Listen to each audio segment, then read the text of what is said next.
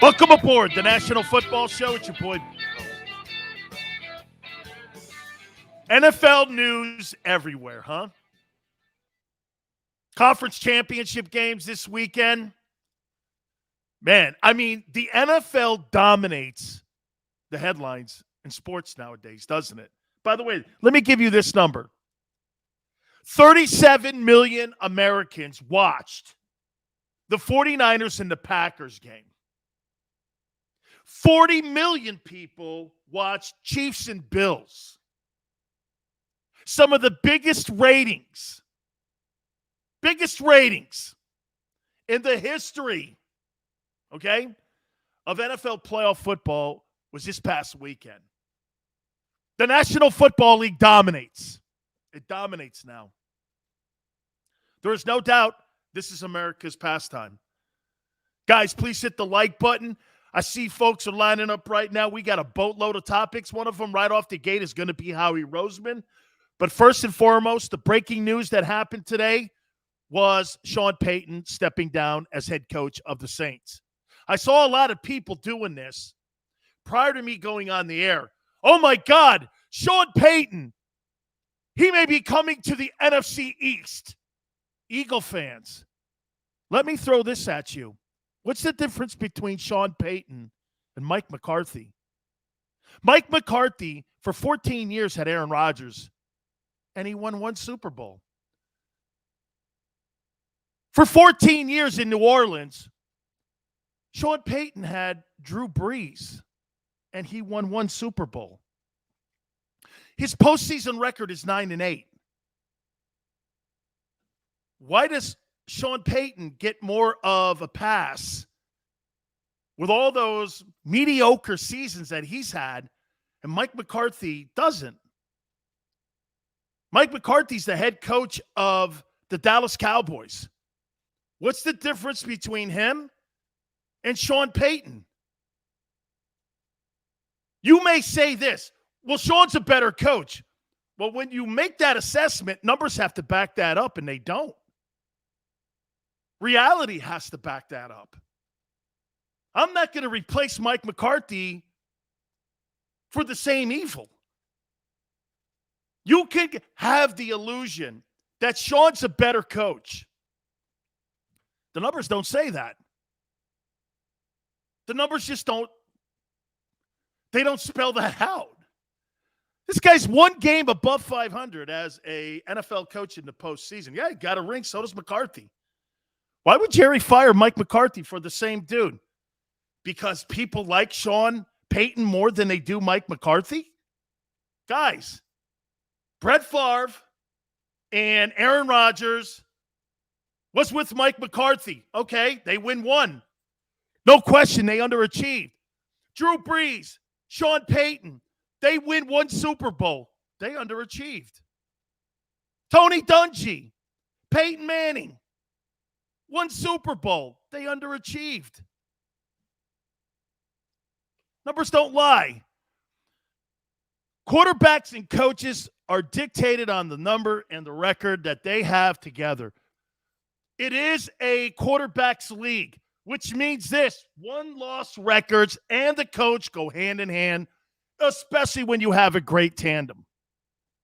Guys, don't get all caught up in the media. Sean Payton's this great. That's not what the numbers say. The numbers say Mike McCarthy's his equal. Let me ask you something. You think Sean Payton's a better coach than John Harbaugh? Do you think that Sean Payton is a better coach than Mike Holmgren? Do you think that Sean Payton is a better coach than Don Coryell? Do you think that Sean Payton is a better coach than Mike Shanahan? All those guys are non-Hall of Fame coaches. I don't. I'll tell you something, though, guys. You know what Sean Payton did? I see every one of you lined up over here. They did the same thing you guys did and what we talked about yesterday. Payton watched those divisional games over the weekend, and you know what he said? He went like this: I need to get me one of those. Do you know the job that I think Sean Payton wants? I think he wants that LA Charger job. Can you imagine Sean Payton and Justin Herbert together, why would he want Dak? Dak's okay. Herbert's great. Herbert's great. Sean Payton and Justin Herbert, how you doing? Now we're talking, right? Now we're talking. By the way, conference championship games, Kansas City versus the Cincinnati Bengals. One of my dear friends, Bill Maas, part of the broadcast team for the Chiefs, is going to be with us at the bottom of the hour. Bill was the former Defensive Rookie of the Year in the National Football League and a former All-Pro. As I said, part of the broadcast team, that'll be at the bottom of the hour. All right. I want to say something to you here. And I did some homework here. I was telling Xander we did some homework here. This is about Howie Roseman. Let me get my sheet here. Howie Roseman is going to be in charge of the Philadelphia Eagles' most important draft, in my opinion, in the Super Bowl era.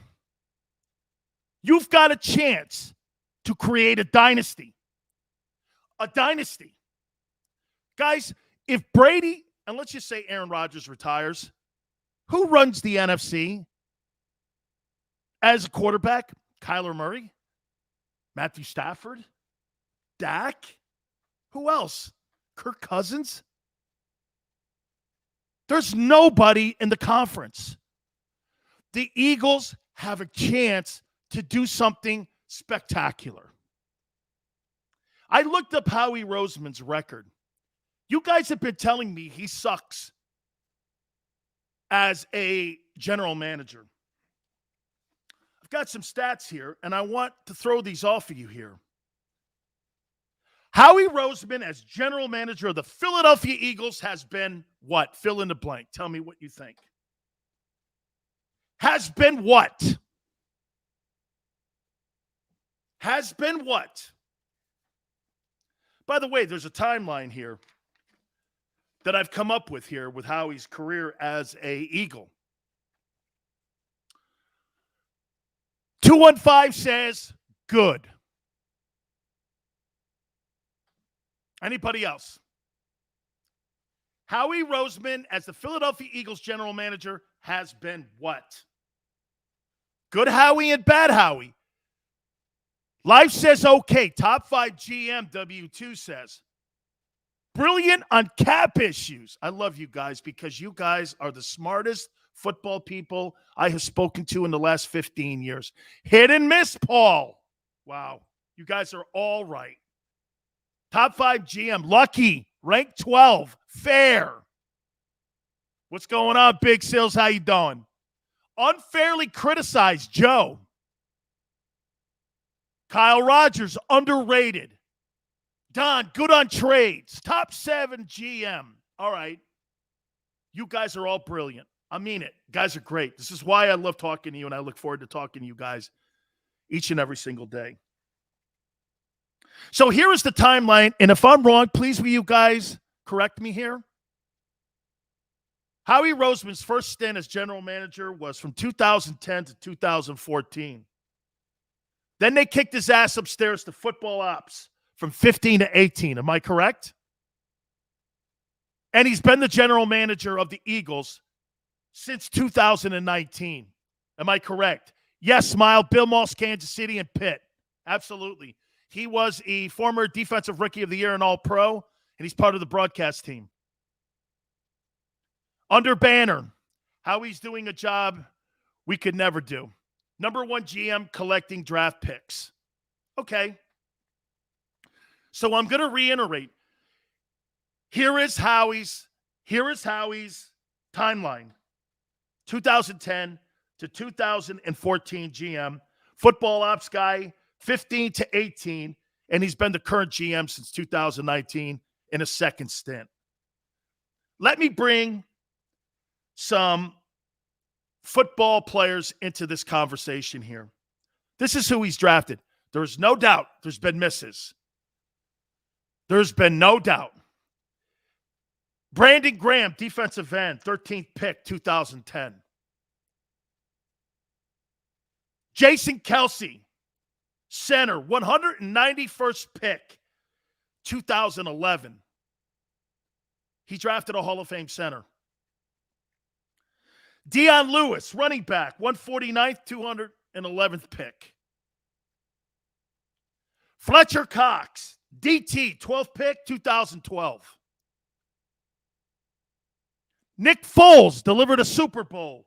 Quarterback, 88th pick, 2012. Lane Johnson, OT, 4th round, 2013. He drafted another Hall of Famer. Zach Ertz, tight end, 35th pick, 2013. So let me reiterate the first stint. Kelsey, Fletcher Cox, Lane Johnson, Zach Ertz. This is during his time as general manager from 2010 to 2014, the first go-around. He was football ops. They kicked him upstairs 15-18, and then GM 2019 to current.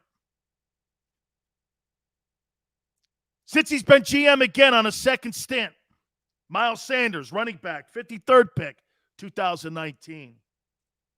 Jalen Hurts, quarterback, 53, 2020. Quez Watkins, 200th pick, 2020. Devontae Smith, 2010. 2021. Landon Dickerson, 37th pick, 2021. So he's drafted Kelsey, Lewis, Fletcher Cox, Nick Foles, Lane Johnson, Zach Ertz, Miles Sanders, Jalen Hurts, Quez Watkins, Devontae Smith, and Landon Dickerson.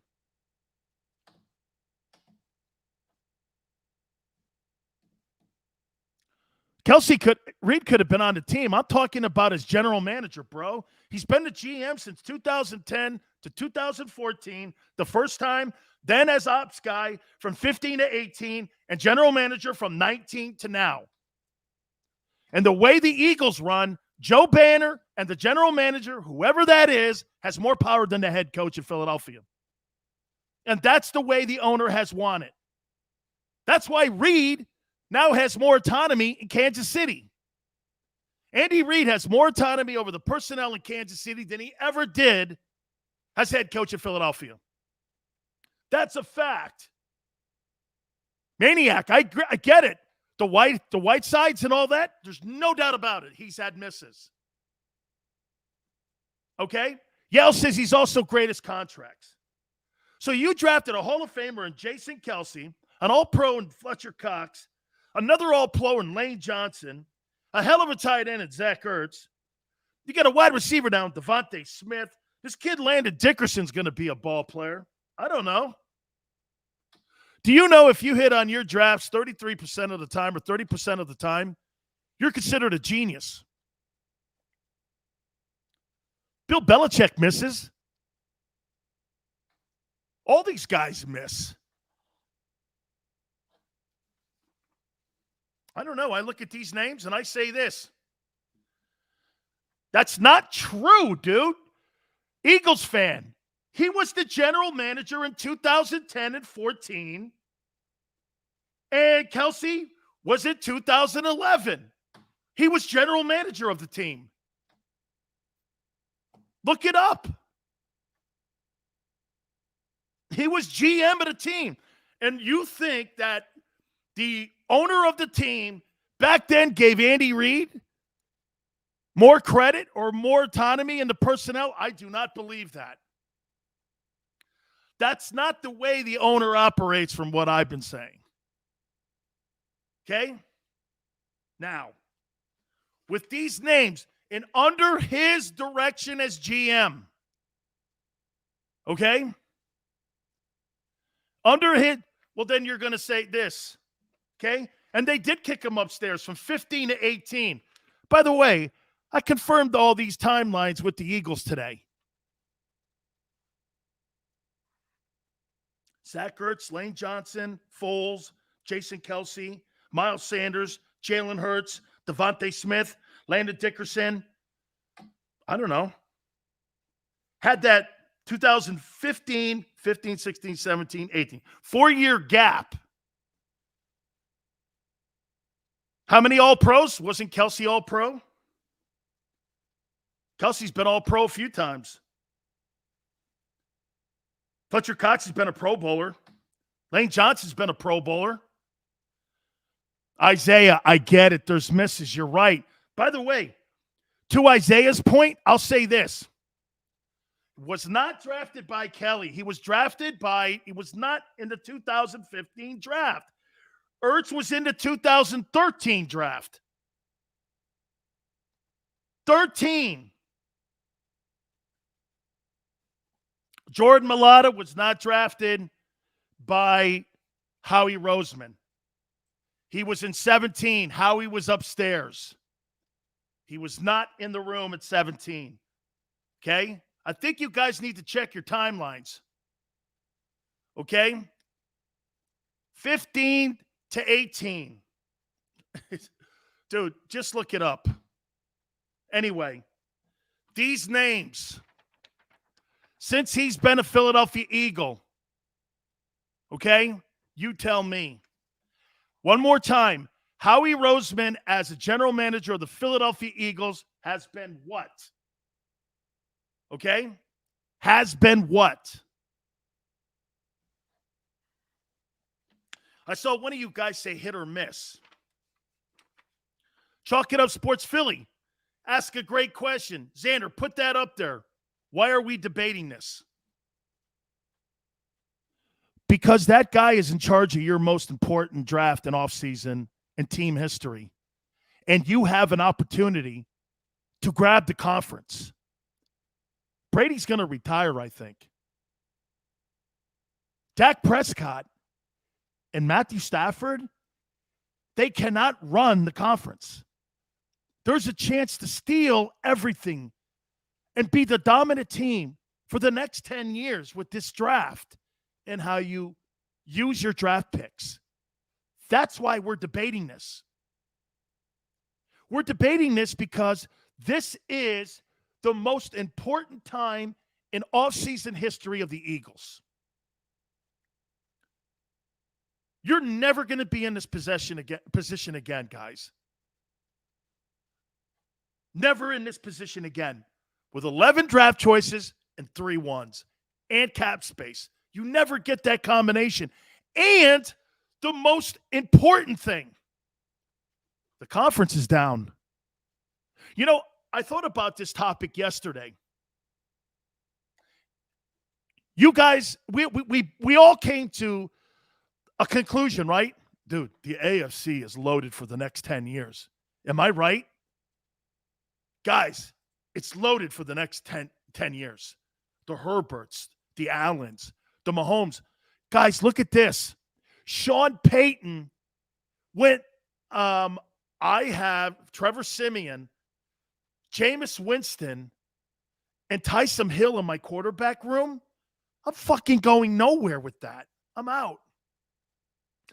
He pulled the ripcord like Tom Brady did in New England. He pulled the ripcord.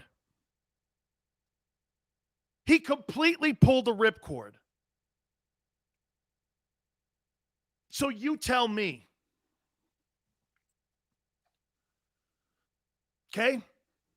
Said I'm out of here. It does start with the quarterback on what we said. Okay? There is no doubt about it. Deshaun Watson wins you the conference, not just the division. Big Chris, why would Sean Payton go to Dallas? Why? He's no better than Mike McCarthy. I don't know why people think that. Why would he go to, why would Jerry do that? Okay? Why would he be involved with that? Ben says if the Eagles get Russell Wilson, it will put them in a bad position. You're kidding me, right? You think getting Russell Wilson into Philadelphia is a bad thing? I personally don't see that, okay? Now, I would say this to you. Jerry always wanted Payton. Okay? I would say this to you. The two biggest mistakes maybe that Jerry Jones made was letting and firing Jimmy Johnson go. Tony Yee, thank you, brother. And maybe letting Sean Payton go. Okay? But Sean Payton, with 14 years of Drew Brees, did he under or over? How about this? Did he over or underachieve in New Orleans? What do you think? Did Sean Payton over or underachieve? 9-8? One Super Bowl? I don't know. You know what's funny? You look, and when we talk about quarterbacks all the time, yesterday we did something. And by the way, there's no question the quarterback decision has got to be made. And we said it yesterday. Let's be honest here. Jalen Hurts is not in those guys' leagues on what we saw this past weekend. He's just not. Okay? He's just not. Brees was already a Pro Bowler in San Diego when he was in San Diego, Eagle fan. He's you know what? People forget that. Drew Brees went to the Pro Bowl as the starting quarterback of the Chargers when they were in San Diego. Brees was going to be great in San Diego or New Orleans. He was already great. Okay? He was already a Pro Bowler. Everyone thinks, well, you know, he was a Pro Bowler only in New Orleans. No, he wasn't. He was a Pro Bowler in San Diego also. So don't say that Sean Payton made the guy. Sean Payton gave him an opportunity after he got injured in that Kansas City game at the end of the year, and Schottenheimer wanted to keep him and get this, wanted to move Phillip Rivers because he thought Brees was the better guy. When they got hurt, that ended that conversation. That ended that conversation. Okay? Then Dr. Andrews put him back together like Humpty Dumpty, and Brees goes on to that Hall of Fame career. Okay? Hall of Fame career like Peyton Manning in Indianapolis. Really great career. You know what's funny?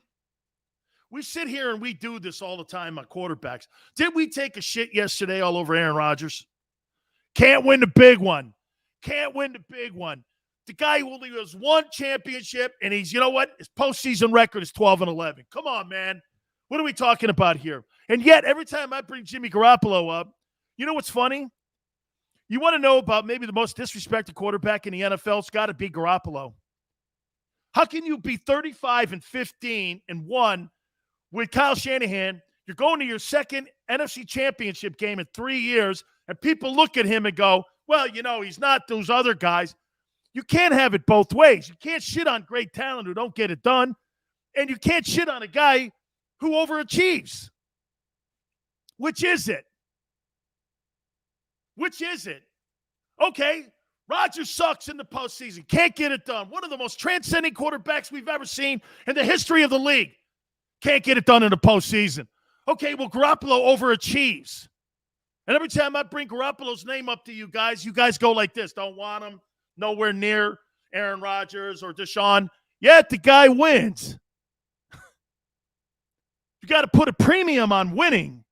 Not looking good at Miss America contest. Well, she looks great. She don't really kiss all that hot, though. Dion says because Jimmy G's the weakest link. Really? 2 straight. And hey, and Kyle Shanahan is 8-28 without him. How is that possible? Dion, how is that possible when Kyle Shanahan's record is 8-28 without Jimmy Garoppolo and 35-15 with him? You have no stats to back that comment up. You have no stats. John says Belichick wanted to keep Jimmy G. Absolutely. Sorry, Seal. San Francisco won in spite of Jimmy G. I know. Well, they lose when he's not on the field. That's a fact. Yale, numbers back it. Boy, it's almost like talking to people right now that are like following politics. You know, some people don't see we have inflation. Some people don't see high prices in gas.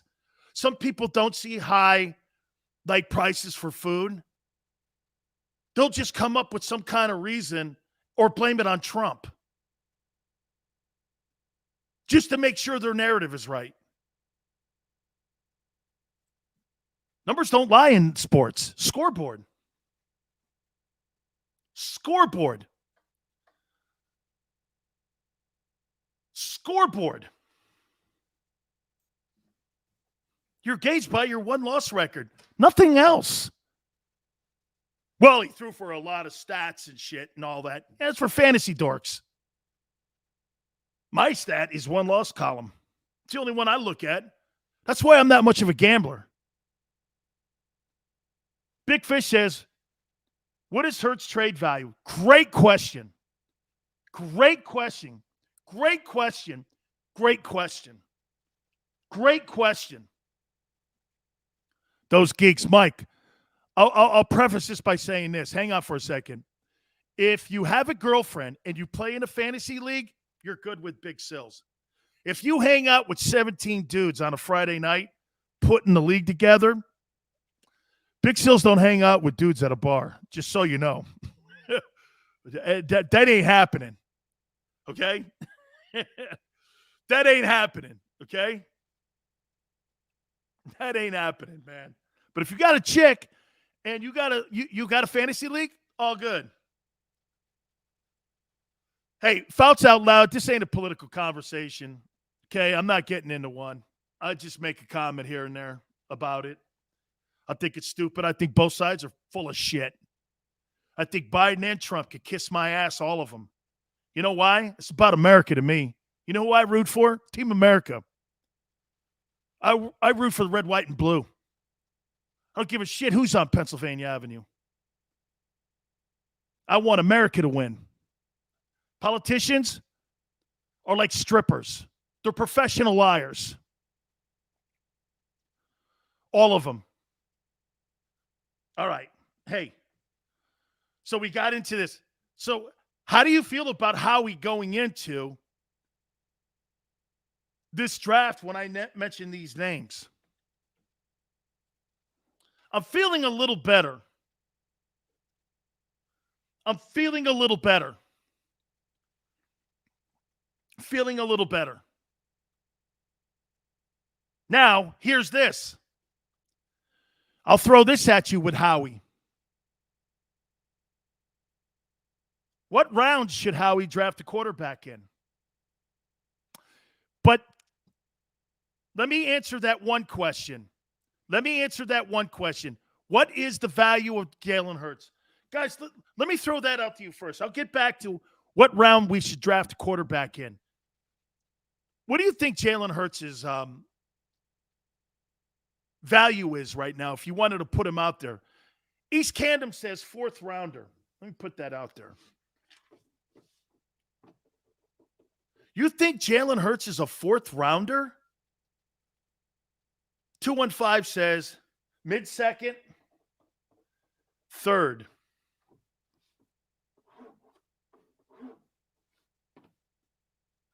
Hurts' conditional 3rd could be a 2nd. 3rd could be a 2nd. 2nd round pick. So you're saying he hasn't lost any value. 2nd. We could get a 2 or 3 for Hurts. 3? That means he's lost value? Guys, his floor is 2. Jalen Hurts' floor is 2. If you go below that, Eagles should trade for Michael Thomas. Why would Michael Thomas want to play in Philadelphia with Jalen Hurts? Midwest Eagles fan, 2. Wentz went for 1. Yeah, Wentz was one of the highest graded quarterbacks coming out of college in a time. Absolutely. By the way, Can I tell you a little bit of a rumor that's going around out there? Jim Irsay threw some shade on Carson Wentz. Do you know that there's a possibility that the Colts may try to go for Aaron Rodgers and send Carson Wentz to Green Bay? I don't believe that. I just heard that. Okay? 3 first-rounders.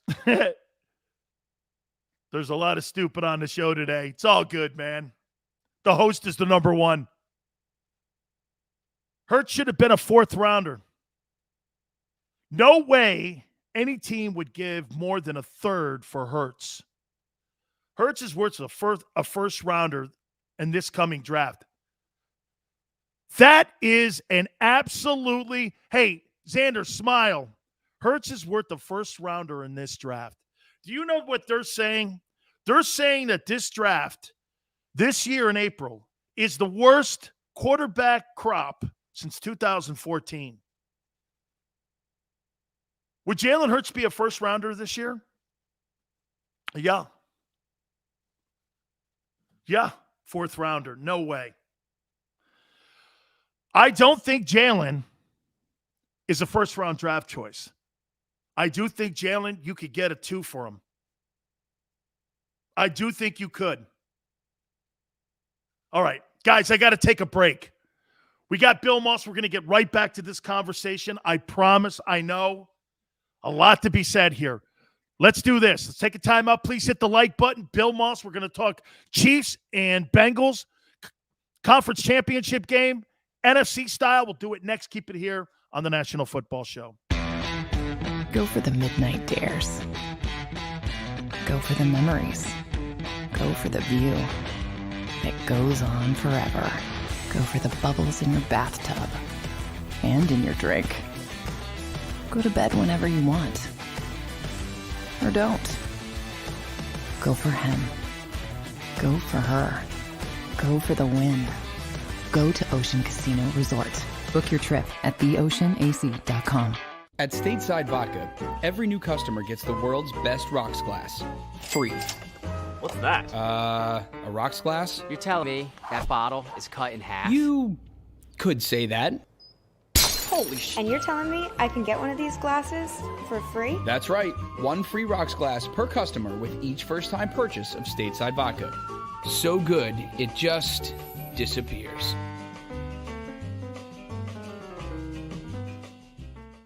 You know you like being right.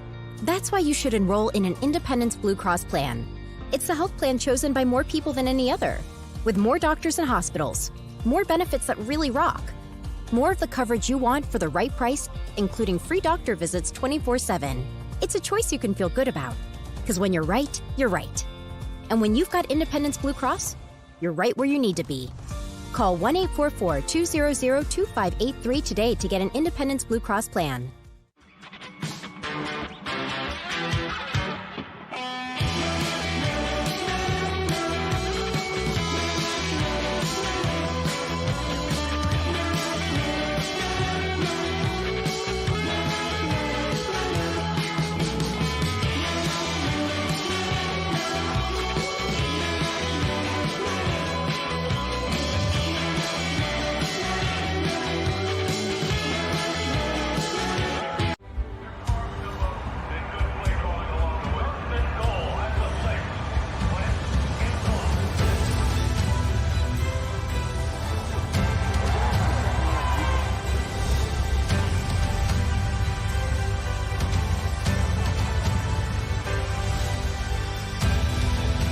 Field of life, First Trust Bank is there for you. Champions on 3. 1, 2, 3. Because Philadelphia dreams deserve a Philadelphia bank.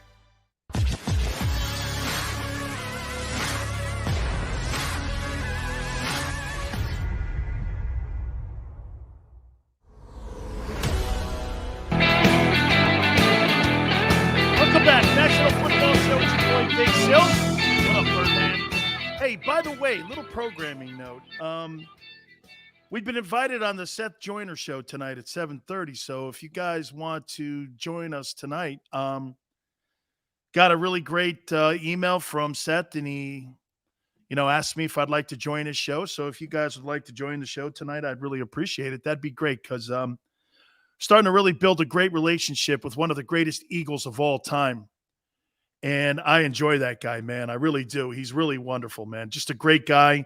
And he was dear friends with my boy Jerome Brown. So, so we'll be joining Seth tonight a little bit. All right, guys. I mean, if we saw this Kansas City team a couple months ago when the Eagles, and what was the big conversation that people were saying?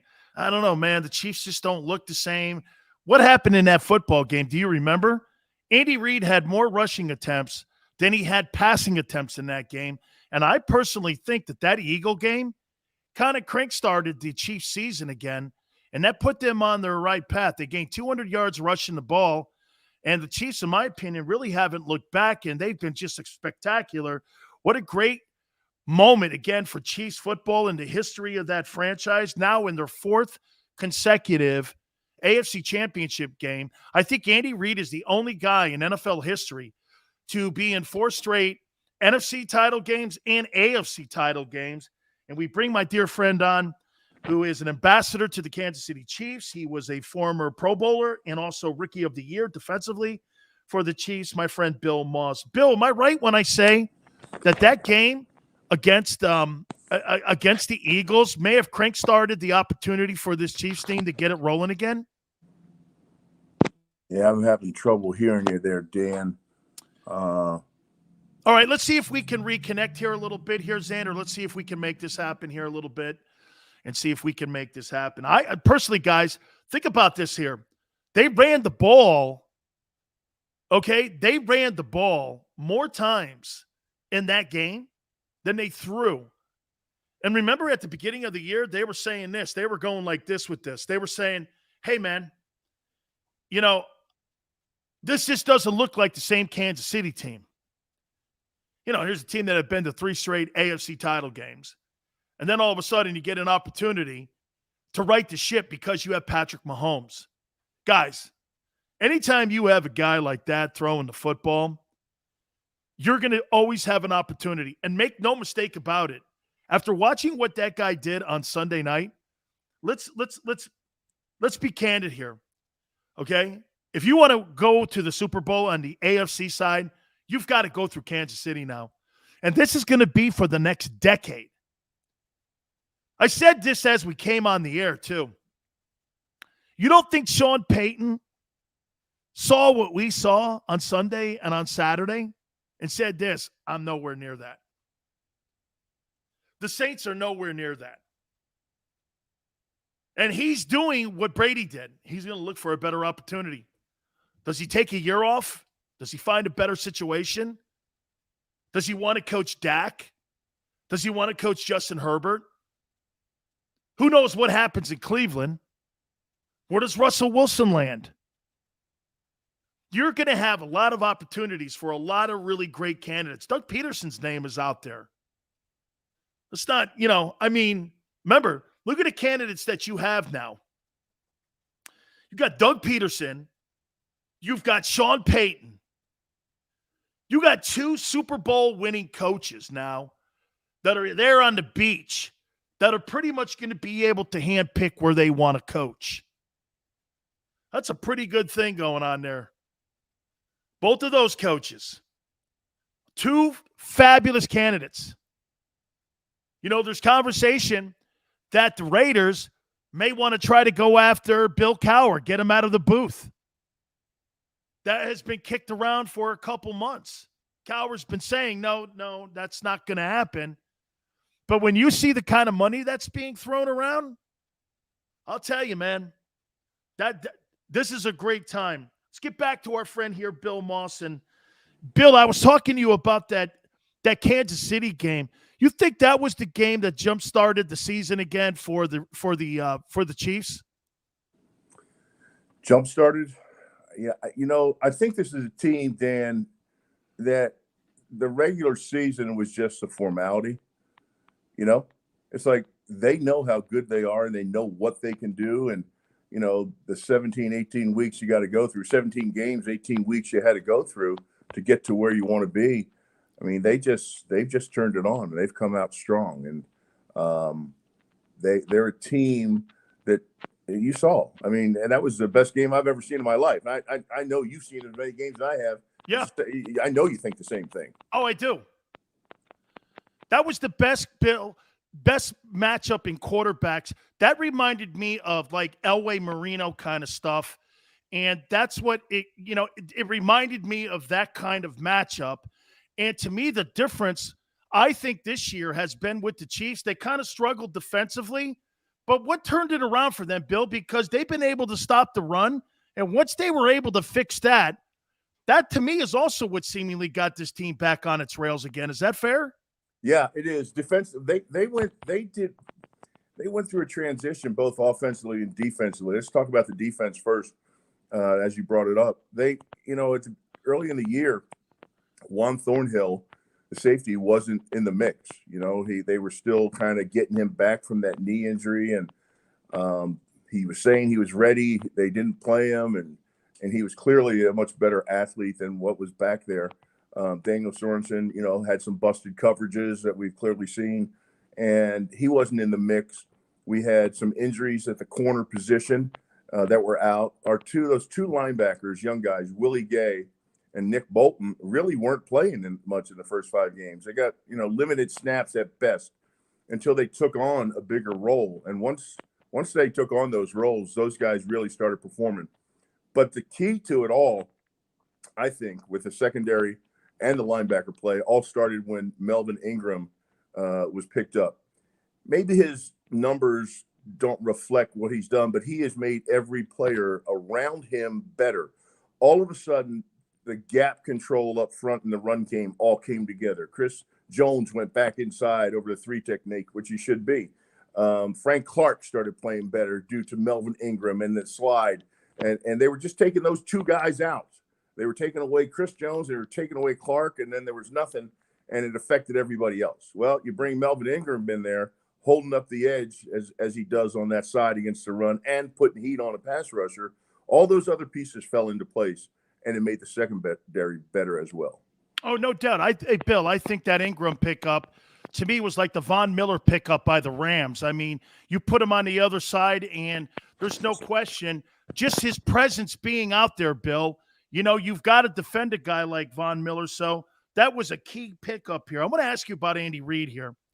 Do you think Andy Reid is a better coach today in Kansas City than he was when he was in Philadelphia? Yeah, absolutely. And you know what?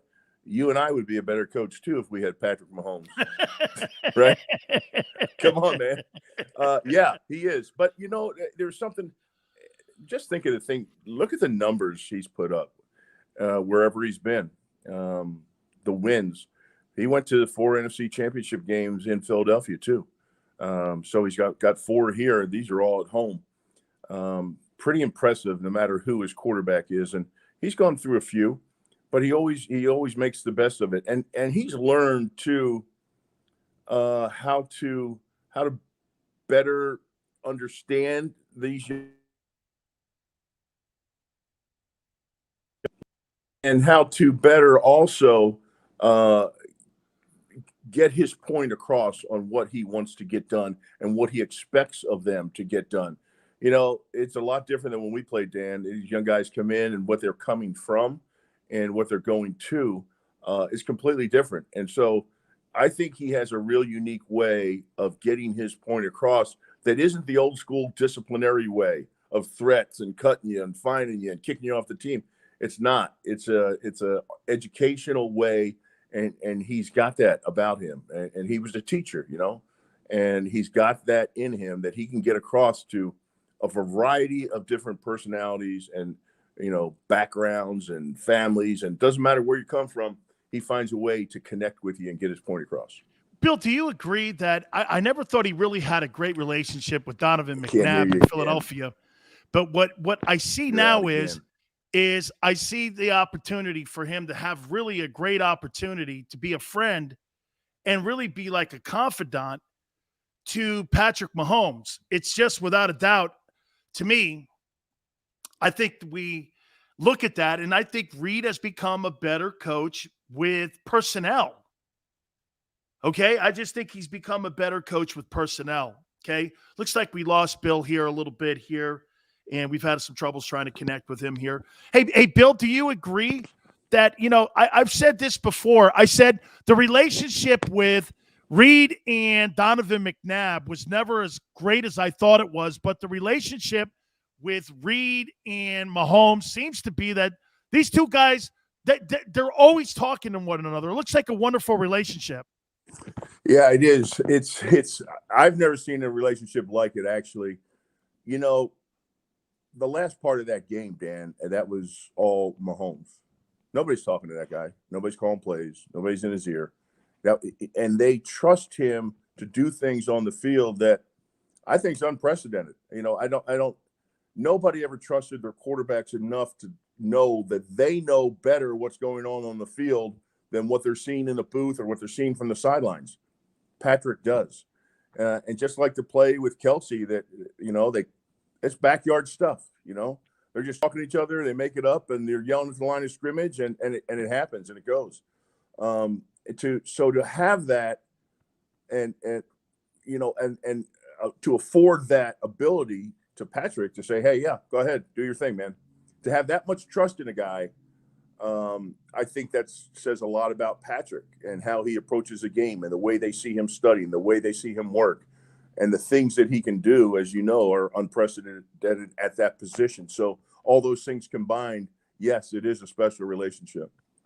Bill, finally here. Let me throw this at you here. Patrick Mahomes, do you think he's had as much impact on the NFL as what Marino did when Marino came into the game? Look, I'll be honest with you. I think there's a bunch of great quarterbacks that we've seen come into the NFL. Montana, Elway, Marino, you name them. There's a bunch of them, right? I think they're all sitting there saying, damn. They've never seen anything like it. We haven't either. Agreed. I mean, the things he does with his body and defies gravity, defies logic, and throw all that stuff out the window. The guy just makes plays, and he throws bullets at any angle. He's airborne doing it. And, yeah, none of those guys could ever do that. Bill, thank you so much, my friend. Appreciate you got it, buddy. Brother. Always, Dan. You got it, man. That's my friend Bill Maas. Do you agree Andy Reid is a better coach today than he's ever been? Do you guys agree with that? He's a better coach right now than when he was in Philly. Is that fair to say? I want to hit a little bit up on that, a little bit about Mahomes, a little bit about the conference championship games, more on the Eagles. This is the most important time in Eagle history this offseason. It really is, guys. Hit the like button. Keep it right here on the National Football Show. Go for the midnight dares. Go for the memories. Go for the view that goes on forever. Go for the bubbles in your bathtub and in your drink. Go to bed whenever you want. Or don't. Go for him. Go for her. Go for the win. Go to Ocean Casino Resort. Book your trip at theoceanac.com. At Stateside Vodka, every new customer gets the world's best rocks glass. Free. What's that? A rocks glass? You're telling me that bottle is cut in half? You could say that. Holy shit. And you're telling me I can get one of these glasses for free? That's right. One free rocks glass per customer with each first-time purchase of Stateside Vodka. So good, it just disappears.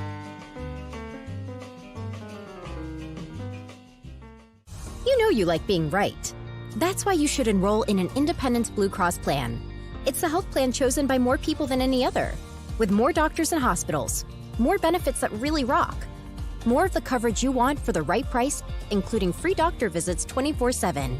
It's a choice you can feel good about, because when you're right, you're right. And when you've got Independence Blue Cross, you're right where you need to be. Call 1-844-200-2583 today to get an Independence Blue Cross plan.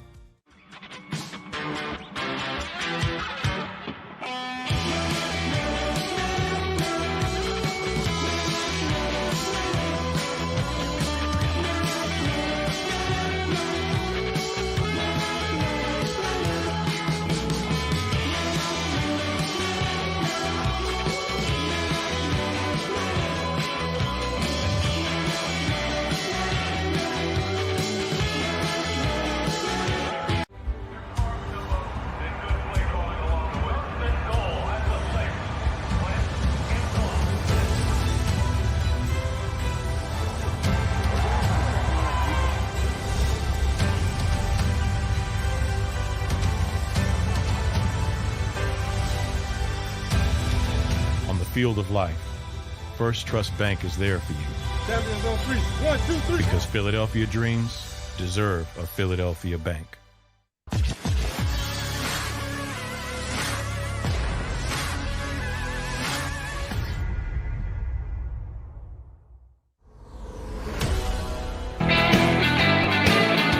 Welcome back, National Football Show. Guys, please hit the like button. You've been awesome today already, man. Sorry about the connection there with Bill, but we got some stuff out of Bill there. Let me tell you something. Bill Maas played against Marino and Elway and all those great quarterbacks like Joe Montana and all them. Was a teammate of Joe Montana's. And I agree with him. I've never seen anything like Patrick Mahomes. The arm angles, the guy's ambidextrous. It's absolutely incredible. I want to get into Andy Reid here in a minute, but I want to ask you guys something, a fun topic. Tom Brady is deciding right now with his family and Giselle and his kids whether or not he's going to come back and play. This is really the first time that he's really, truly debated this, at least publicly. Let me throw this at you. Is Tom Brady the greatest team sport champion in American sports history?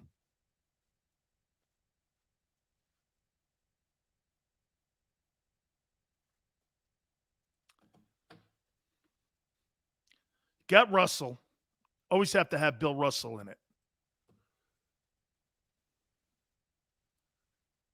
Guys that were on those Yankee teams. Mantle, DiMaggio. Basketball, again, it's Russell and kind of the fill in the blank with the rest. Jordan. Big Chris goes, unfortunately, yes. Yogi, 10 titles. Absolutely, Big Chris. Yogi's got 10 World Series championships. That dude says, hell nah. Who would you pick over Brady? MJ? What was MJ's most dominant team he played against to win an NBA championship? That Utah team with Stockton and Malone? Probably. Two great superstars, Stockton and Malone. Kobe. Hey, I always say this to you guys. Kobe's got 4, or I think it's, what is it? Kobe's got 5, is it? NBA championships and 1 Oscar? I don't know. That's pretty impressive. 98 Jazz, right? Well, probably, yeah. I'm trying to think of another player in team sports history outside of Bill Russell. Brady's the modern-day Bill Russell. Derek Jeter, 5 titles. Brady's got 7. I mean, and remember something. Brady can't play defense like Jeter could. Okay? Jeter has an opportunity to be a factor on the defensive side. Gretzky? I don't know if he's American. I think he's born in Canada, but we could go there. He's got 4 championships with the Edmonton Oilers. Big Pickens says Russell. Jordan has 6. And he's 6-0. Russell with 11. And you know what else? Let's not forget one thing. Okay? By the way, Yale. Gretzky, you're never... Tiger Woods. There you go. That's not really a team sport champion, though, but Tiger Woods. One thing you'll yell about Gretzky, you're never going to see anybody score 200 points in a game and do it 4 times or 5 times. You're never going to see that. You know, Chris, the one thing I'll say about Russell, a lot of white guys in the sport at the time, and not really a lot of 7-footers. No disrespect. And I know that's just the era he played in, so it's kind of always hard to do that. But Bill Russell today, he'd be a 4 at 6'9", right? Magic Johnson was 6'9" as a guard. I mean, if you think about it, right? Magic Johnson could guard Russell. Kareem has, I believe, if I'm not mistaken, I think Kareem has 6 NBA championships as well. And let's not forget what he did at UCLA when he won those 3 NCAA championships. He's the most dominant player, both college and pro basketball combined, of any guy who's ever played the sport. I know Jordan won a title at UNC, but Kareem won it 3 years in a row. And the only reason he didn't win it 4 was because they didn't play freshmen back in the day. Okay? So, I mean, when you think about Brady today, salary cap, drafting, free agency, it's a different NFL. Like back in the day in the NBA, you kept all those guys like Tommy Heinsohn and Sam Jones, and you kept all them guys. Okay, Bob Cousy. Those guys were all on the team for like ever. You couldn't construct that team today and keep all those guys in one building. You couldn't do it. Cristiano Ronaldo has won numerous championships. Really? He's won a World Cup? When was that? I must have missed that. And I said, American sports, team sports history. Kareem played over 20 years. UCLA, Lou Alcindor was just unbelievable. Brady will go down, in my opinion, with his 10 conference championship games. I believe, if I'm not mistaken, his 10 conference championship wins, right? 7 titles. I believe it's either 10 or 11 conference title wins.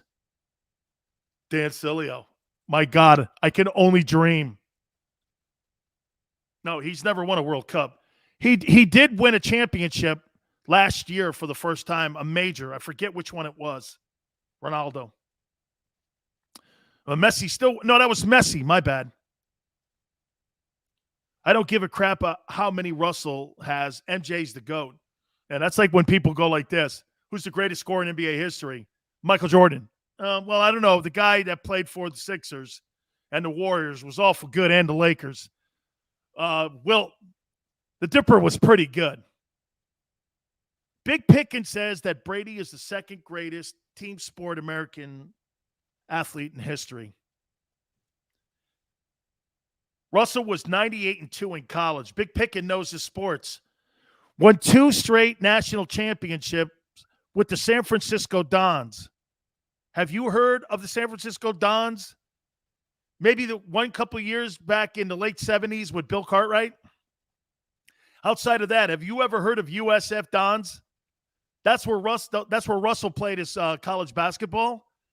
And Bill Russell won 2 straight NCAA national championships there. So think about this for a second. In 15 years, Bill Russell won 13 championships, 2 NCAA titles, and 11 NBA championships. Yale says, didn't Wilt sleep with more than 50,000 women? Yale, I always question that. Guy never had time to put his pants back on. And W2 goes, hey, man, all that sounds good. Hey, bro, swimming's not a team sport. And by the way, okay, W2, all that sounds good, but MJ's the GOAT. Okay? By the way, Big Chris, so a dude in a swimming pool, you think's a sport. Okay. Bunch of white guys over at the club jumping in a pool, swimming against other rich white guys. I don't know. That's like telling me he's the greatest polo guy of all time. Okay. I like playing a sport where there's a little diversity in it. Okay. Oh, man. Okay. That's it. Okay. Yeah. Got crazy gold. Yeah. He got the country club gold. So many great Yankees. Absolutely, Wick. Probably Yogi's number one.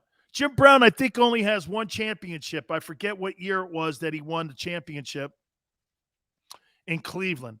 I want to say 64. Give me some Larry Bird.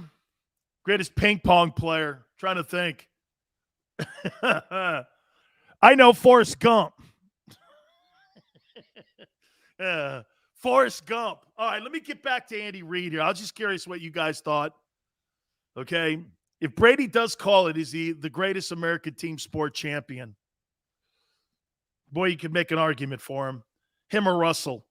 Who would ever thought you would have a conversation with somebody with Bill Russell? All right. Hit the like button. Is Andy Reid a better coach today than he was in Philadelphia?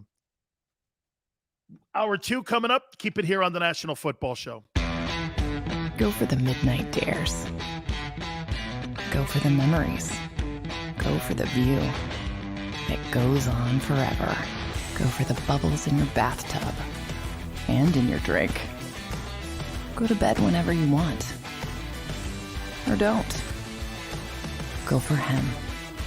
Go for her. Go for the win. Go to Ocean Casino Resort. Book your trip at theoceanac.com. At Stateside Vodka, every new customer gets the world's best rocks glass. Free. What's that? A rocks glass? You're telling me that bottle is cut in half? You could say that. Holy shit. And you're telling me I can get one of these glasses for free? That's right. One free rocks glass per customer with each first-time purchase of Stateside Vodka. So good, it just disappears.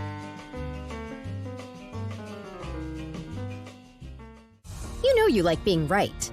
That's why you should enroll in an Independence Blue Cross plan.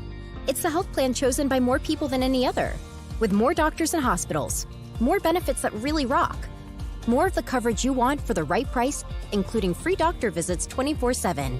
It's a choice you can feel good about, because when you're right, you're right. And when you've got Independence Blue Cross, you're right where you need to be. Call 1-844-200-2583 today to get an Independence Blue Cross plan.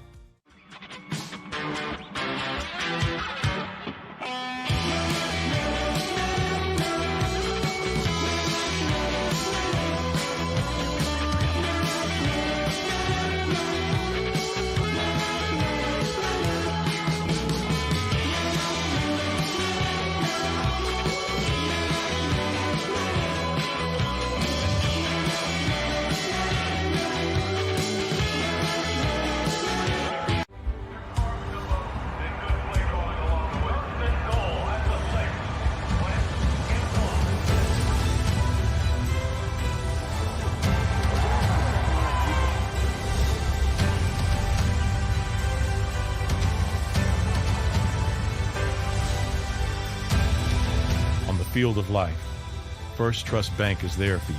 Champions on 3. 1, 2, 3. Because Philadelphia dreams deserve a Philadelphia bank.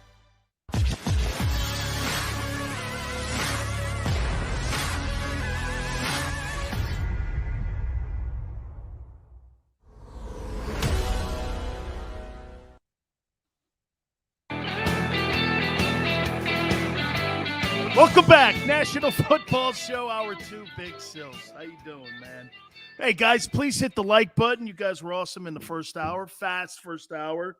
Really appreciate y'all coming aboard here.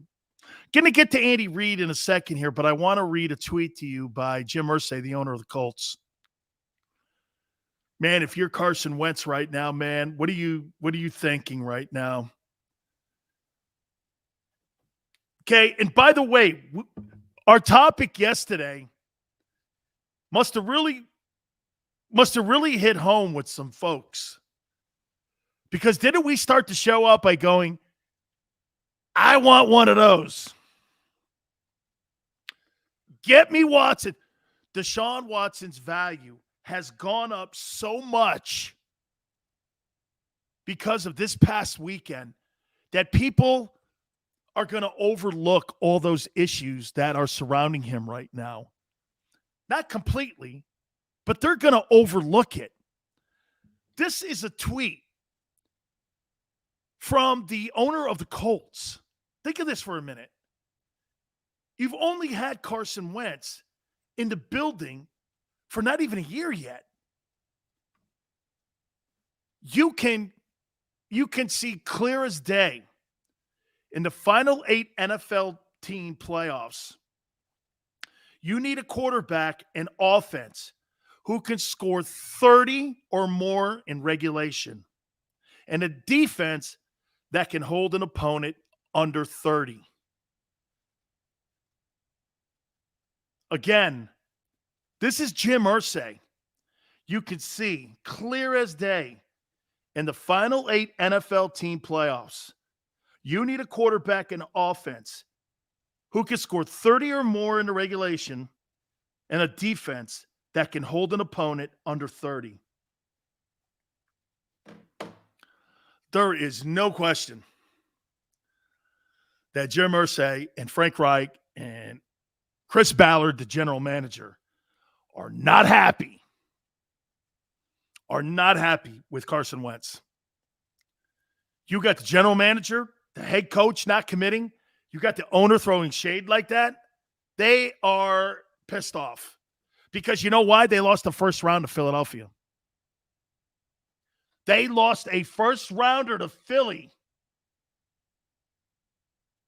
Whew. Man, not good. All right.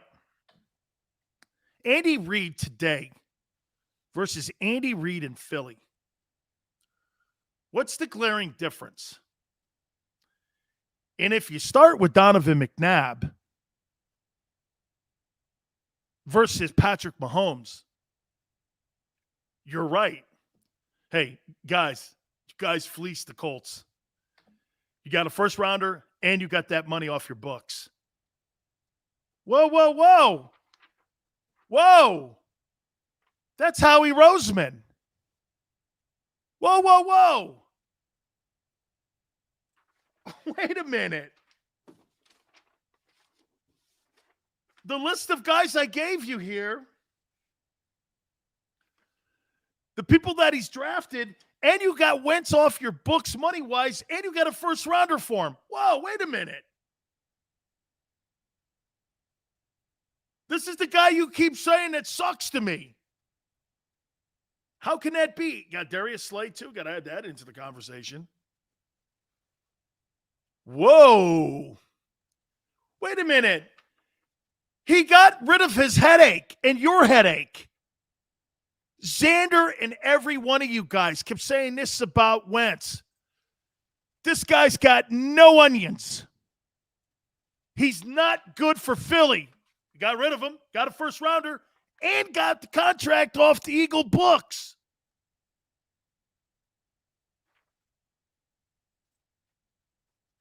And a 1 and a 3. That's right. Dude. Williams says Howie's a drug dealer. He takes the product and flips it. Too much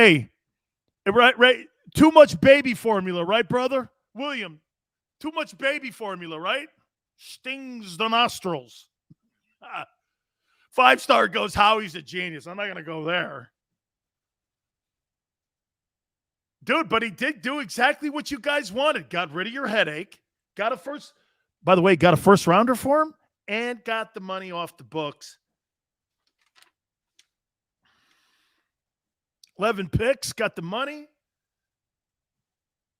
You're still a quarterback shy of winning the conference, though. I agree. Baking soda, thank you. Wow. Only my crew would know baking soda, not baby formula. Very good. Drew says Howie's a top 5 GM. I don't know. Oh, man. Strong Italian coffee. Sure, okay.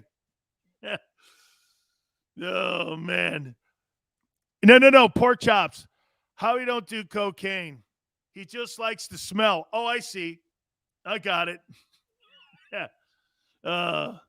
Sills says, wait, no. You guys, dude, you got to beat the Jaguars with 2 wins. I'm sorry. I told you after that Jaguars game.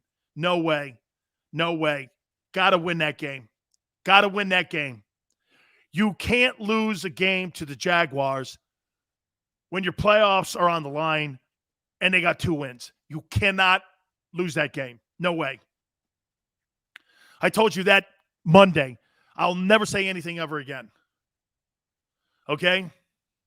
Never say anything positive about Wentz until he wins the big games. Eagles currently only have $14 million of cap space for 2023. Paul, that number's going to escalate. Okay? Currently, because the Wentz contract comes off too. Remember, they paid some of that salary of Carson Wentz to the Colts. You get rid of Fletcher Cox's deal too, you're going to be floating around $26 million and the cap going up to $208 million. It could go as high as $212. We're still debating. NFL Players Association and the league will come out with that number, I think, right after the Super Bowl. Okay? Look at Green Bay, 44.8 over the cap. Holy shit. A lot of decisions. They're going to lose Aaron Jones. Okay? They're going to lose Aaron Jones. Okay? You're going to lose it. All right. Let me get into Andy Reid here.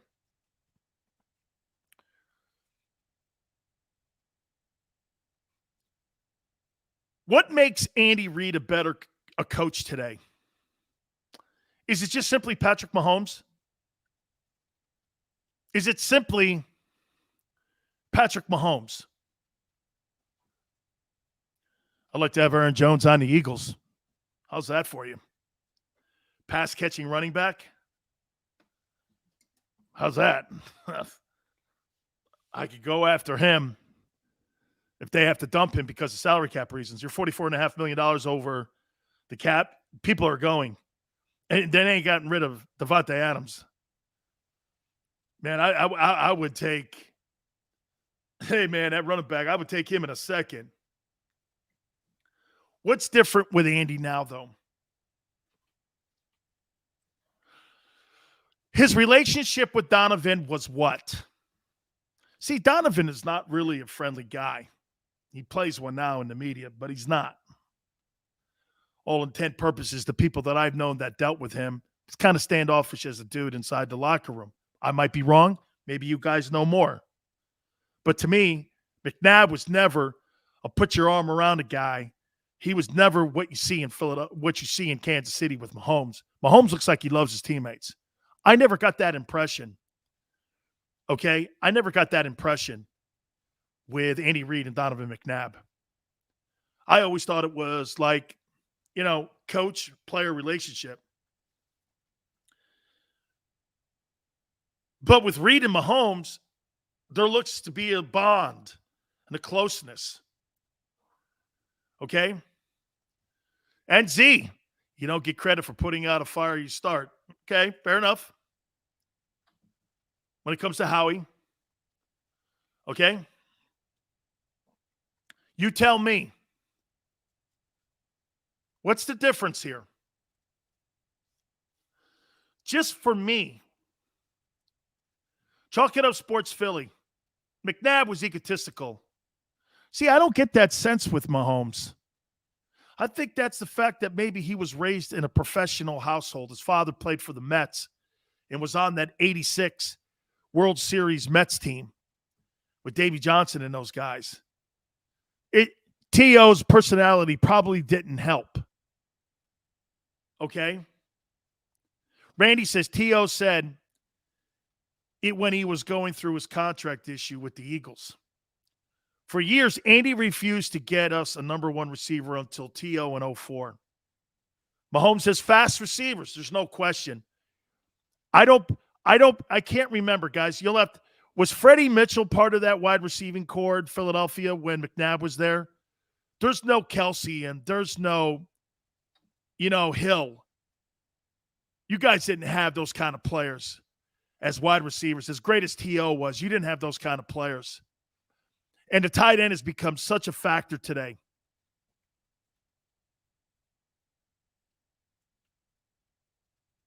Mahomes plays out of his rear end. He surely does. Mahomes' brother makes me sick. I hate that guy on social media, too. He's a jackass. Yes, Fred X was on that team. Mitchell drafted 25th overall in 2002, I believe. Wasn't really a great wide receiving core for Andy in that team, was it? Okay. Chalk it up, Sports Philly. Hell no. McNabb had no weapons outside of T.O. His best weapon was Chad Lewis, who was good, or Westbrook. Those are two good players. Chad Lewis, I forgot about him, man. He was a good football player. Chad Lewis, watch this. You think Dallas Goedert's a better football player than Chad Lewis? I don't know. I find that, I don't know. Chad could play. He's a good football player. He was a good football player, Chad Lewis. Andy passed on Reggie Wayne. That's crazy. Yeah, and Reggie Wayne's on the other side of Marvin Harrison in Indianapolis. 5-star, right? I don't think Dallas Goedert is better than Chad Lewis. I don't think that. Deuce Staley and Brian Westbrook. Man, that's some pretty good offensive people in that huddle. Better hands. Never drop footballs. I think Donovan felt bullied by Terrell Owens. Come on, man. David, you're the fucking quarterback of the team. How can you ever feel bullied? It's your huddle. Bullied? What is that? That means to me, if you really think that, to me, he's soft. Backyard Birds podcast. Chad had better hands. He was, I forgot how good he was. Stephen Kellen Winslow Jr. thoughts. He was a great Hurricane, and he was pretty decent in the NFL. I'll leave it there. Okay? McNabb is a grown-ass man. I don't want to hear on bullying stuff. I agree with you, dog. I don't want to hear that either. If you could start a career with either Mahomes or Brady in their prime, who would you pick? Pork chops. I like that. We'll hit on that. It'd be Mahomes. He has more skill. But then there's winning. Do you take skill or winning? That's a great debate. It really is. McNabb shortened Westbrook's career with his terrible passing. NFL is a bully game. Sydney, very nice. I think Andy Reid is better because today he's got a quarterback that he connects with. I think he likes the guy. I don't really think he – hey, guys, tell me if I'm wrong when I say this. I don't really ever think Andy Reid really was all in on Donovan. I think he was the best he had in the huddle. Is that fair? Right? Is that fair? I don't really think he really – it's not that he didn't like Donovan, because I've never heard him say an ill word about him. But don't you think, right?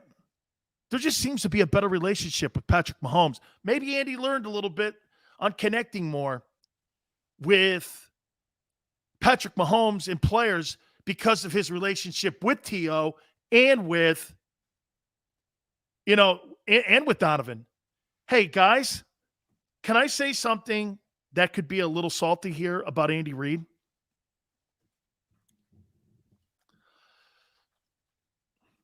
Now, guys, when I say this, please follow me here. Everybody learns how to deal with people, right? Everybody learns how to deal with relationships. Do you think Andy Reid, dealing with Donovan McNabb, dealing with T.O., dealing with his kids, his sons, has taught him to be a better man towards people in Kansas City? I'm not going to go into his son he lost in Philadelphia or what happened with his son in Kansas City, as they were getting ready for the Super Bowl. But don't you think all those life experiences, dealing with T.O., dealing with McNabb, coaching in Philly, by the way, coaching in Philly, you think that's the same as coaching in Jacksonville or Nashville or Green Bay, Houston, Arizona? That's not the. Your life is on display in Philly. You fans know everything about these guys. Bad and the ugly.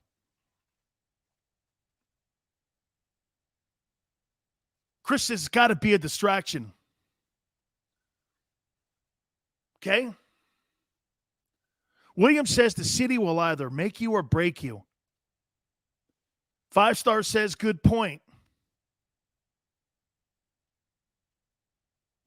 Vic also has to be part of that.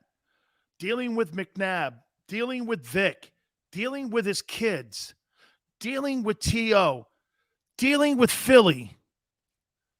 He goes to Kansas City and has this remarkable relationship. Did you hear what he told Mahomes late in the game? When times look grim, be the Grim Reaper.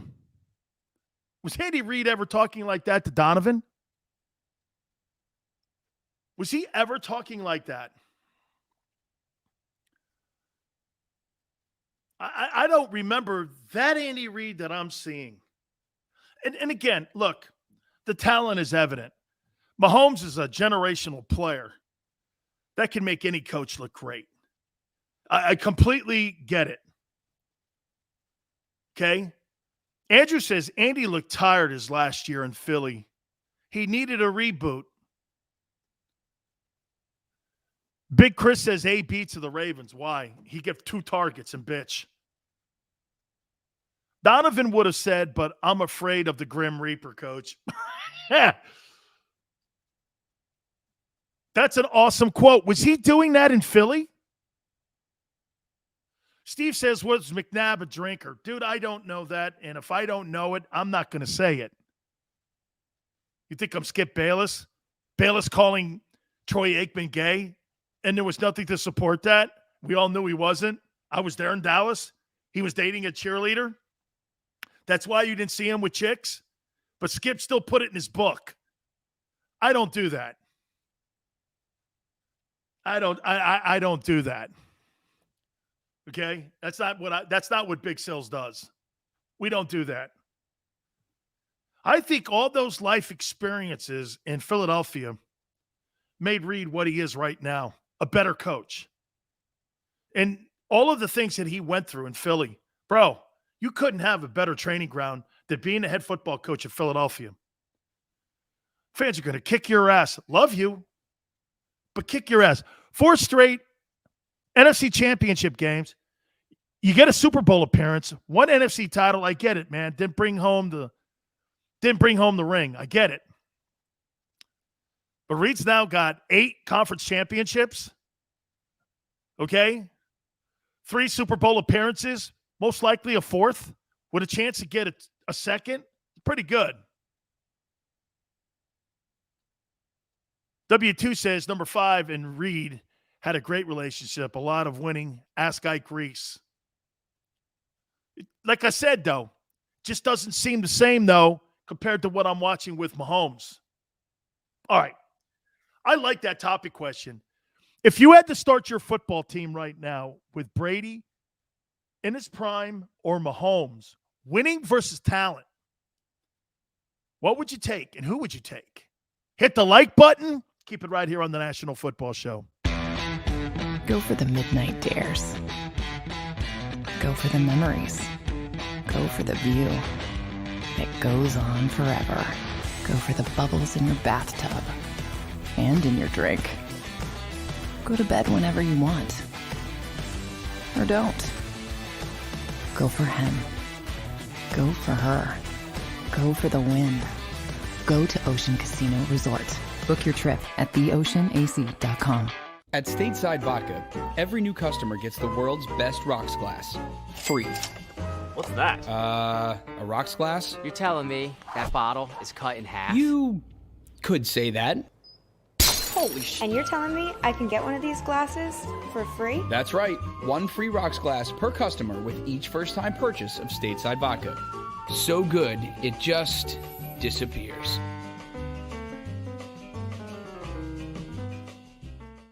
You know you like being right. That's why you should enroll in an Independence Blue Cross plan. It's the health plan chosen by more people than any other, with more doctors and hospitals, More benefits that really rock. More of the coverage you want for the right price, including free doctor visits 24/7. It's a choice you can feel good about. Because when you're right, you're right. And when you've got Independence Blue Cross, you're right where you need to be. Call 1-844-200-2583 today to get an Independence Blue Cross plan.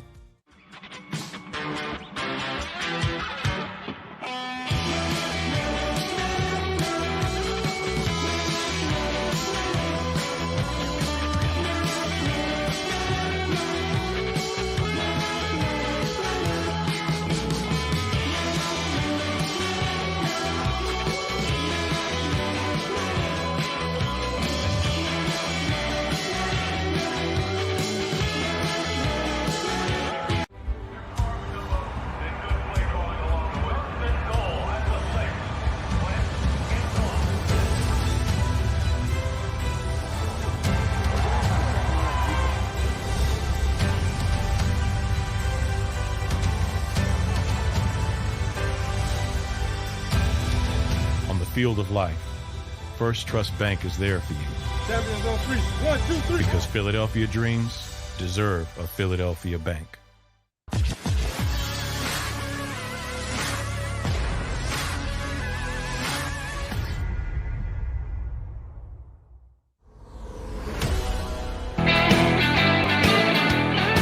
Welcome back. National Football Show, Big Sills. Guys, please hit the like button. We're almost at 100 likes. Love to always have 100 likes by the end of the program, and you guys always deliver. Thank you so much for being here once again. Hey, before I get into that Brady versus Mahomes question, Baseball Hall of Famers are coming up with their vote and whether or not they're going to put Bonds or Clemens in.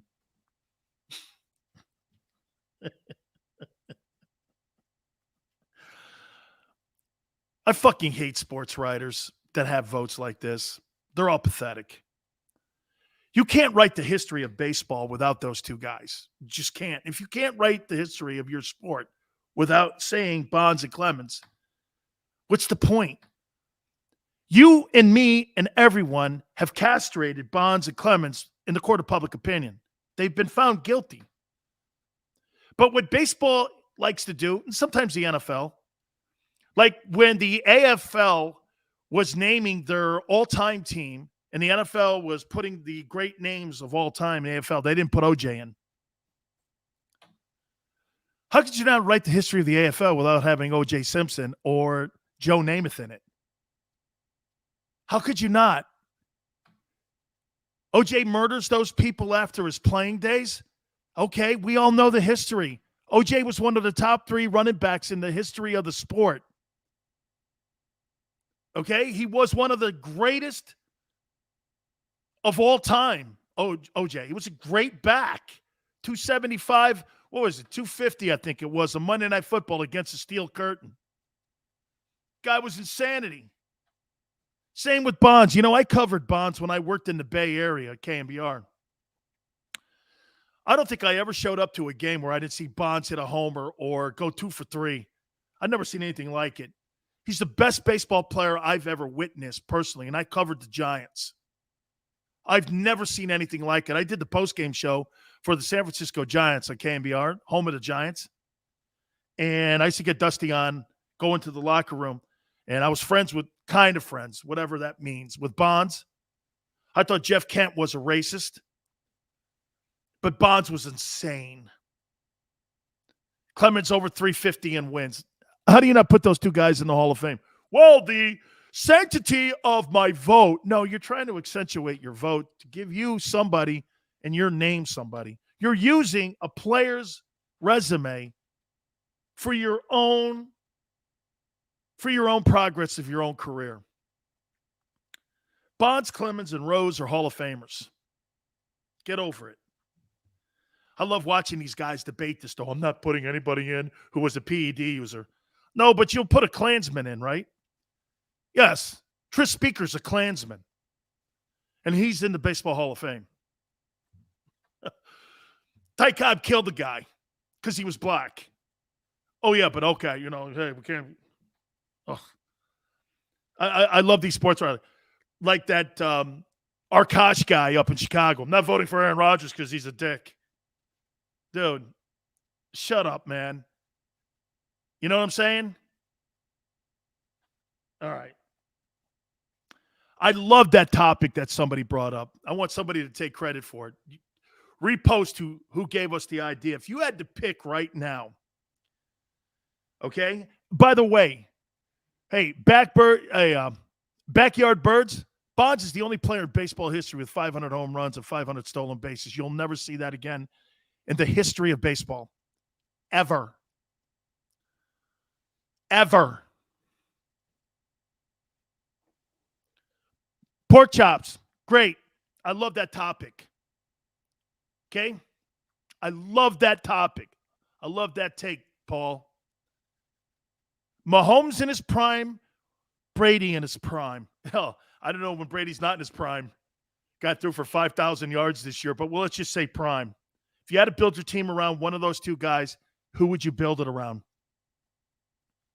Would you build it around winning or talent? Okay? It's a great question. It goes to Garoppolo. It actually has a little bit of Jalen in it. Jalen's never going to look like Josh Allen. Jalen's never going to look like Patrick Mahomes. But Jalen's a winner. There's a little Garoppolo in Jalen Hurts. Do you take winning or tremendous talent? Mahomes is off the charts. Brady's winning's off the charts.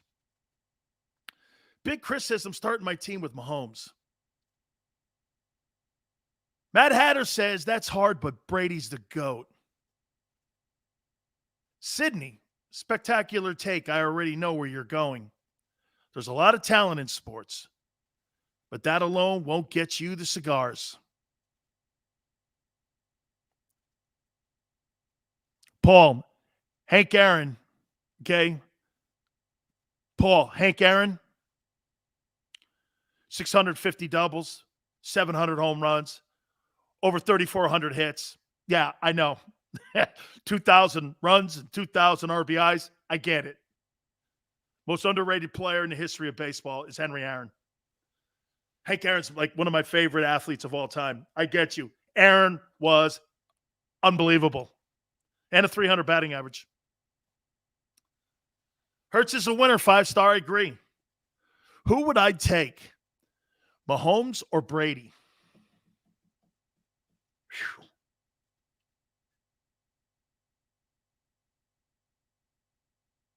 Man, that's a great question, Pork Chop.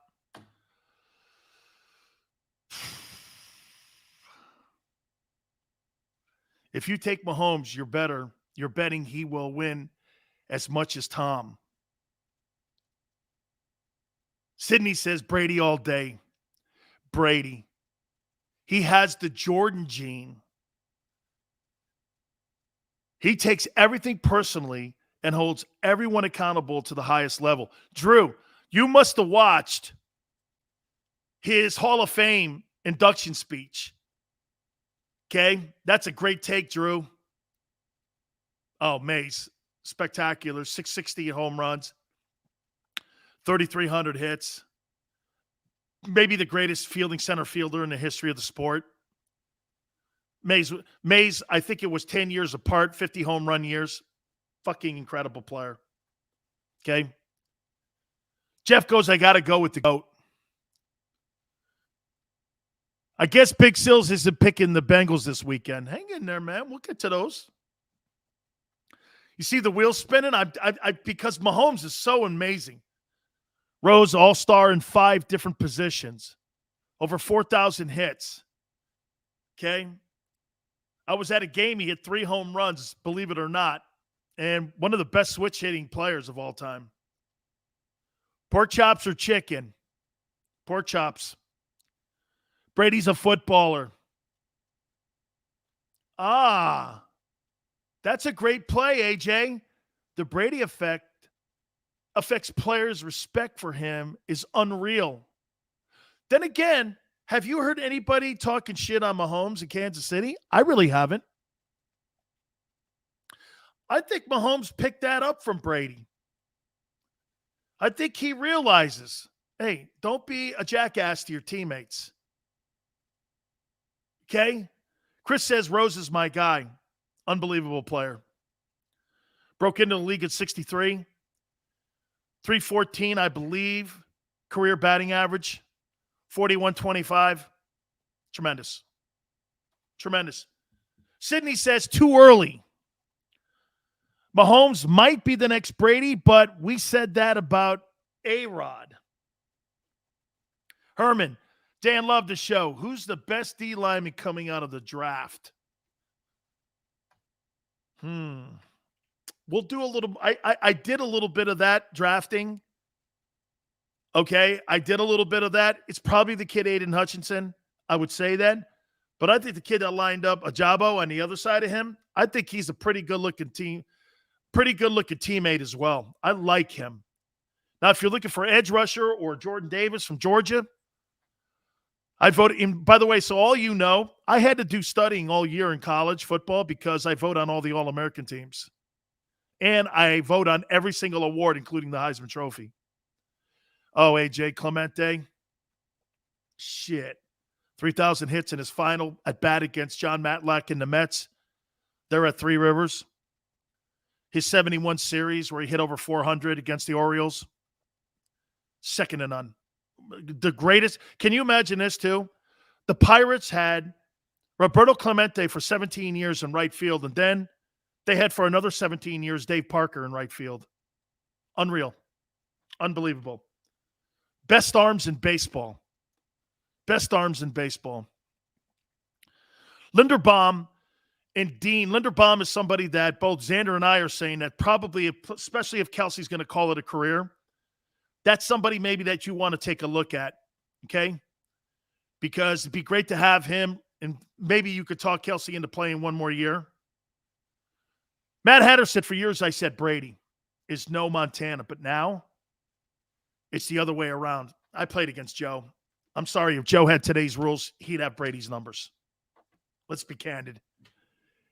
Jim Burt's not taking his spleen out. Or Leonard Marshall's not rupturing his sternum. You're not hitting those quarterbacks like that. You're not hitting. If you didn't hit Montana like that, remember, Burt separated his spleen and Leonard Marshall broke his sternum. You're not hitting guys like that anymore. You're just not. Chris says, Mantle and Joey D. Yeah, hey, man, center field, the way they did for all them years. DiMaggio, underrated center fielder. Imagine Jerry Rice numbers today in today's game with the rules. Jesus criminy. With Montana and Young. Cooper Kupp who? Cooper Kupp. You couldn't hit Rice and mug him at the line of scrimmage like you could back then.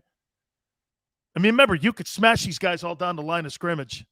Jerry Rice today in open space couldn't defend him.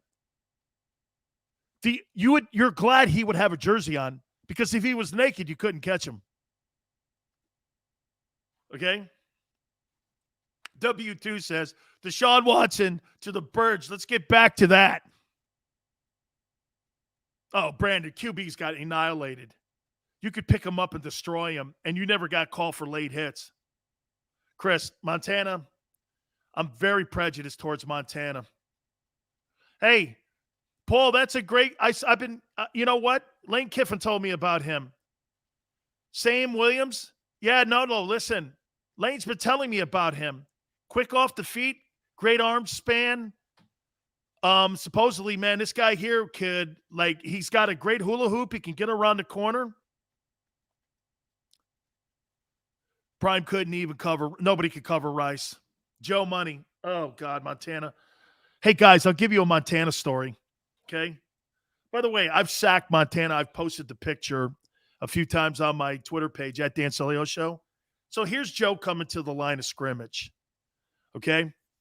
Joe walks to the line of scrimmage. He's got Roger Craig, Jerry Rice, John Taylor, some dude named Frank's playing tight end. Joe comes to the line of scrimmage. Black 80.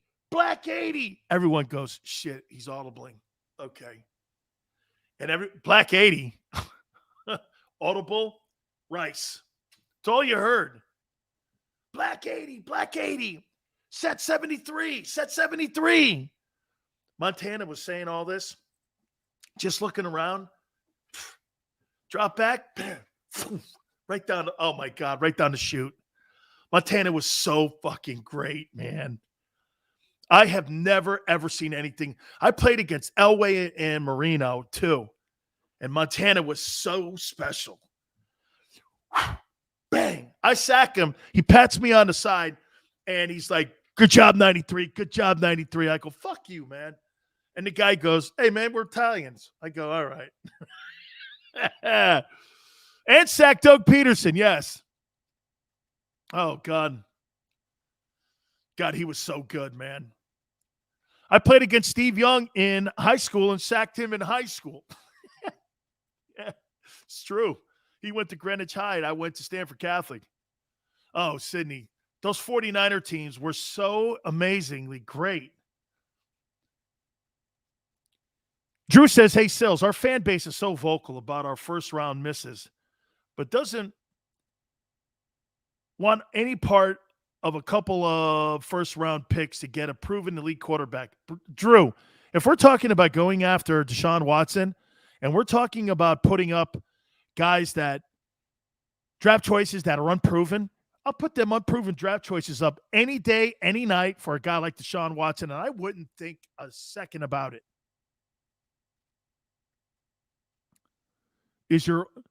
So you're all about the sack, huh, Sills? No. You got to play the run, too. Goomba, thank you. Love to see Italians shine. I'm very, very, very, very partial to Italians. Absolutely. Especially if you got a vowel in your name, like Moses Malone. I automatically adopt you. If you got a vowel in your name, like Sammy Sosa or Moses Malone, you're automatically Italian in my book. It's just the way it is. Okay? You got a vowel, you're Italian. Ends in a vowel, you're Italian. How you doing, right? Paisan, right? All Italians, man, as far as I'm concerned. Absolutely. Right? Drew, right? Exactly. Absolutely. All right, let me take a time out here. Guys, please hit the like button. You guys have been great. I do want to hit on 49ers, Rams, Bengals, and Chiefs. We'll do a little bit of that. Maybe a little bit here on Sean Payton. Also, the NFC is wide open for the Eagles. That's why I'm telling you this is the biggest offseason in team history, or since the Super Bowl. We'll define it by that. In the Super Bowl era. Hit the like button. Keep it here on the National Football Show. Go for the midnight dares.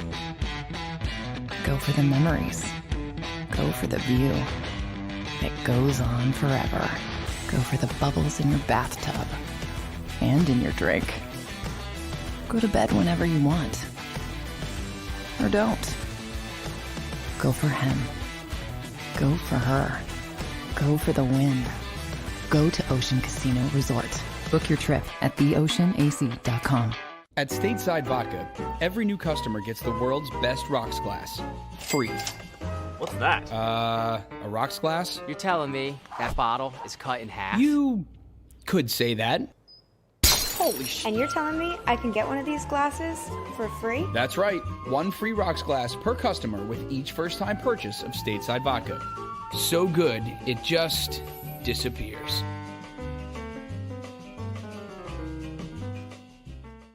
You know you like being right. That's why you should enroll in an Independence Blue Cross plan. It's the health plan chosen by more people than any other, with more doctors and hospitals, more benefits that really rock, more of the coverage you want for the right price, including free doctor visits 24/7. It's a choice you can feel good about, because when you're right, you're right. And when you've got Independence Blue Cross, you're right where you need to be. Call 1-844-200-2583 today to get an Independence Blue Cross plan.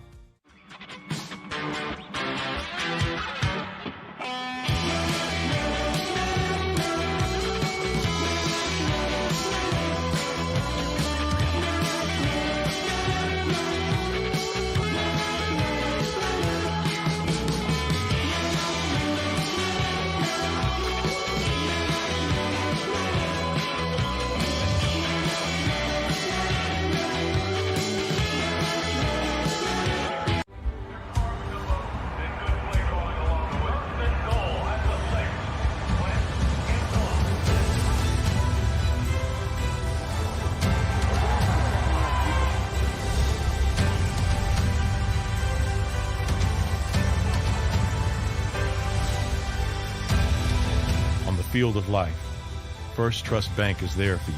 Champions on three. 1, 2, 3. Because Philadelphia dreams deserve a Philadelphia bank.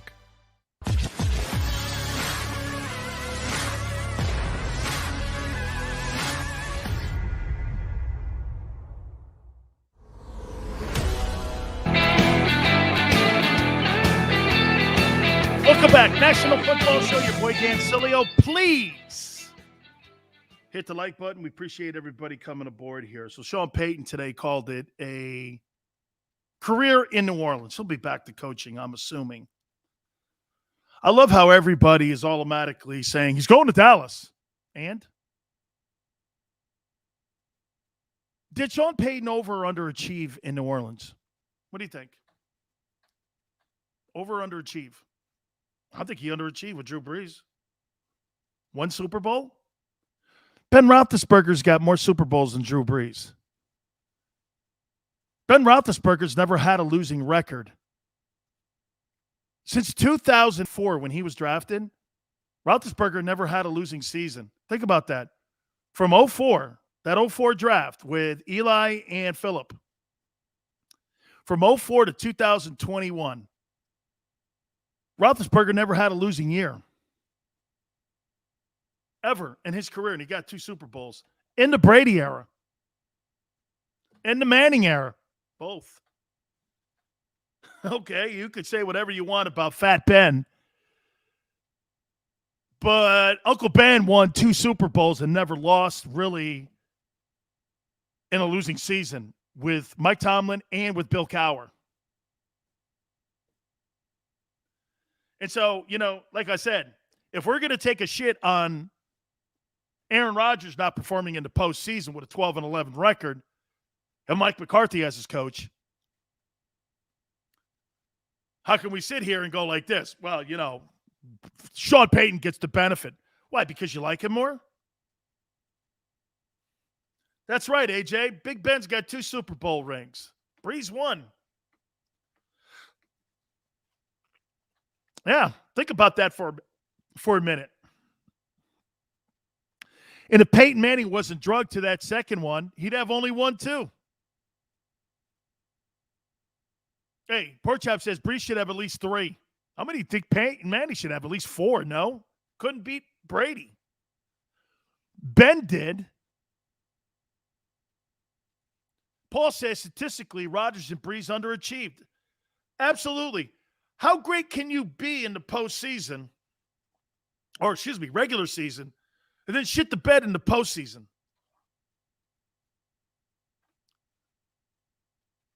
Right? So you can say whatever you want. I mean, I kept going, oh, he's going to Dallas. Why Mike McCarthy? Mike McCarthy's got the same resume as Sean Payton does. Sean Payton's 9-8 as a head coach in the NFL in the postseason. Not really all that hot. Or maybe we're sitting here and we're just like trying to dissect because we gauge everything against Belichick and Brady. Guys, those 2 guys are outliers. Brady and Belichick, don't compare anybody to those 2. Hey, Drew, Flacco does have a better postseason record than Brees and Rodgers. He does. He's actually gone to Gillette and won. Okay, he's actually gone to Gillette and won ball games up there. Chris, Marino's 8-10 in the postseason. 8-10. Let's not forget Elway, 2-3 in Super Bowls. But we sit here and we bang on these guys. All right. Some of the greatest people in the history of the league, when they get into the second season, not all that hot. Peyton Manning is 14-13 as a starting quarterback in the postseason. Is that great? I don't know. I don't know. Okay. Oh, yeah. Okay, Paul. And then Peyton Manning hasn't. Lost a bunch of home games. He has. Okay. 14-13, Peyton Manning.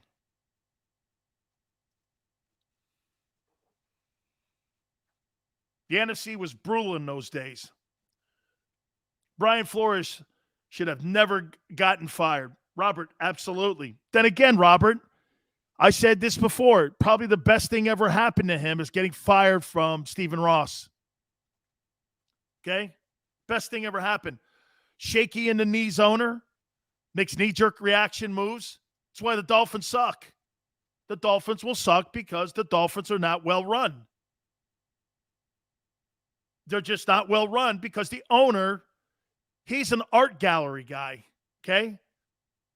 And when you're an art gallery guy, what do? You see something and you like it, you buy it, or you bid on it. True traders and true people that invest in the market, you sit there and you have to have patience when you're a trader. Okay? You have to have patience. You see a stock go down. You saw the stocks go down during COVID and all that. People weren't knee-jerking. They were going to hang in there. They were going to diversify. They were going to go more into bonds. They were going to go more in there, protect their money. Interest rates went through the floor. So what'd you do? That means you buy you municipal bonds. Get them at a low rate. Flores is definitely going to be okay. Not going to have any issues. Absolutely. I agree. I was never a Peyton Manning fan. Well, Peyton Manning is a hell of a football player. Okay? He's a hell of a football player. Drew says this, we don't know how good we got it with our front office. Absolutely. Guys, you know what's funny? Everyone's looking at the Eagles right now, and you're seeing all these draft choices, and you're seeing all this money that's being put out there. Let me put it to you that very simply here. You're making it seem like the Eagles have sucked over the last 15 years. They haven't sucked. But we're gauging it against New England. We're gauging it against what Brady did. We're gauging it against what Belichick did. Those guys have created something you'll never see again in NFL history. When you get the perfect coach, the perfect quarterback matched up in one building. You know, this Mahomes talk really kind of gets me too, because you know what everyone's doing? It's like trying to talk about the next Tiger Woods. This guy, Rory McIlroy, is going to be the next Tiger Woods. Holy shit, man. You watch and see. Shambo, man, this guy hits at a country mile. He's going to be the next guy. Then what do we get? We get disappointed because we're sitting here going like this. Well, he's not the next guy. These people come along once in a generation. Brady, Belichick, these guys are generational coaches and players. They're outliers. You gauge yourself against people that have a common place in the room with you. Over the last 10 years, who's been more successful, the Eagles or the Cowboys? The Eagles, and I don't think it's close. But yet, because the media makes it seem that the Cowboys, because they have all the TV ratings, makes it seem like the Cowboys are more successful. The Cowboys since 1998 are 3-10 in the postseason. 3-10. Okay? W2, thank you. That's an honor. I have not missed your show since I stumbled on it. Great job. W2. I love that. I'm loyal to you too, my friend. Thank you. Means a lot, man. Laurie is much better than Brayman. I hate to say it, Paul, but he is. But I like Norman a lot because I know Norman still to this day. I love Norman Brayman, but you're right. Chris, he may be all that, but he's had more success than Jerry Jones in the last 10 years. Okay? That's a fact.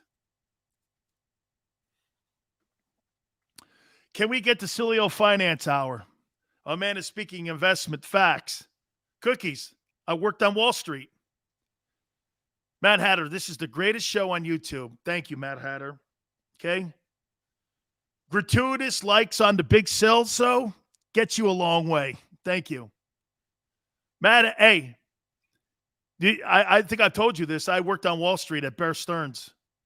So I know a little bit. I got my Series 7. Probably shocks you, right? So let's see. Big Sills was a wrestler for WCW, worked on Wall Street, NFL guy, Been in broadcasting for 33 years. How you doing?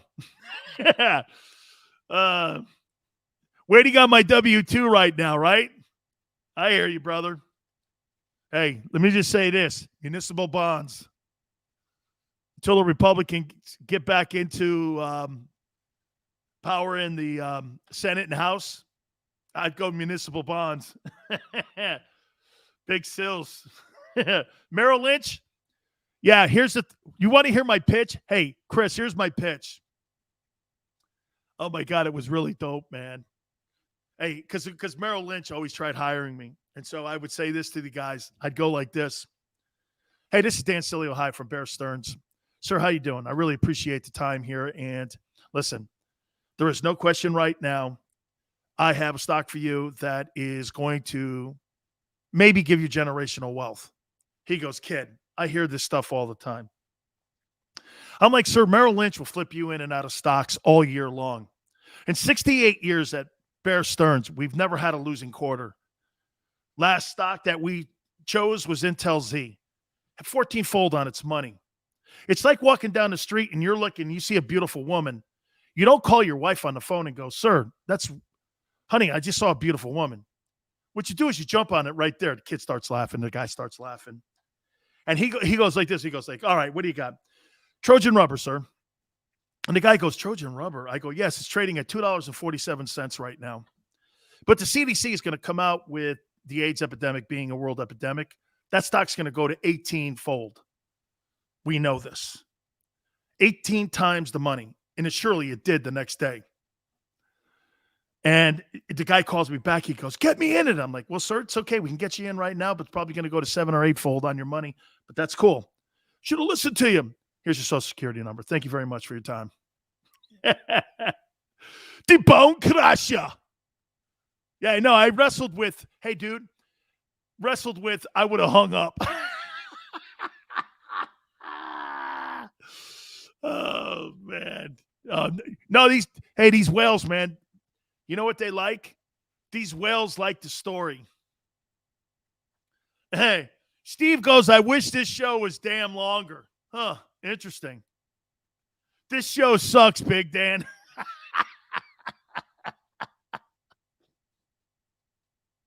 Oh, man. Dang, bone crusher. This is the bone crusher. Yes, the bone crusher. Yeah. Brain chip, Australia. I got to get me down to Australia, man. I really do.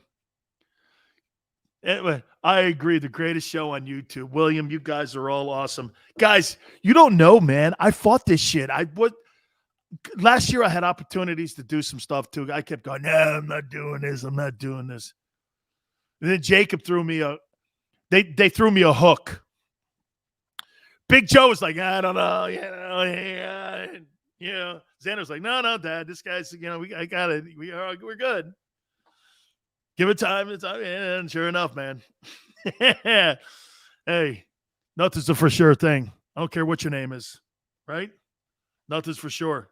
Ask Aaron Rodgers. If it was for sure he was going to win that divisional game on Saturday. Nothing, okay?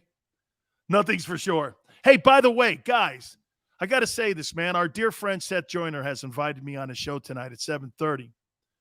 His YouTube show tonight. So if you want to come over there a little bit later on, somebody said he wished the show was longer. I'll be on there with Seth Joyner tonight. And it's an honor to go on with him. And it's time, with Jerome Brown really means a lot to me. So, number 59, man, you're damn right I'm going to go on with him. So I promoted it on my Twitter page at Dan Sileo Show. If you're not following me there, please do. If you're not following me here, please do. Hit the like button. We so appreciate it. Till tomorrow, 4 to 6.